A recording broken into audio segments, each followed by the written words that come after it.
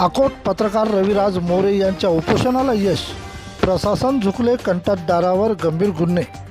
अकोटजवळील रंभापूर फाटा ते वारखेड फाटा या अकोट मतदारसंघातील अमरावती बुलढाणा जोडणाऱ्या सीमेला सुमारे 51 किलोमीटर लांबीच्या तब्बल 237 कोटी रुपये निकृष्ट दर्जाच्या कामाविरोधात सामाजिक कार्यकर्ते तथा निर्भीड निपक्ष पत्रकार रविराज मोरे यांचे आमरण उपोषणाला यश मिळाले.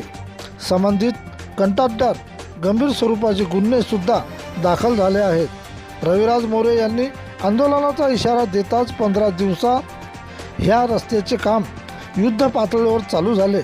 या संघर्षाला यश प्राप्त झाल्याने सत्य, न्याय आणि जनहितासाठी लढलेल्या आंदोलनाची सांगता म्हणून सप्तखंडेरी वादक सत्यपाल महाराज चिंचोळकर, श्याम देशमुख, प्राध्यापक राजेंद्र पुणकर, दिलीप बोचे, अवी गावंडे, संजय पुणकर, मंगेश चिखले, पत्रकार कुमारी चंचल पितांबरवाले, नरेंद्र सुईवाले, गणेश वाकोडे, देवानंद खिरकर, अभिजित सोळंके, विठ्ठल लोणकर, गोकुळ काळे, निळकंठ बसू, प्रभाकर बोरकर, अरुण काकड, परमेश्वर हटोळे, बाळू दामोदर, पूर्णाजी खोडके, संजय बुद्ध, अहमद शेख, धन्नू बायकर, श्याम महाराज इतर मित्रमंडळी यांचे समक्ष उपोषणाची झाली सांगता.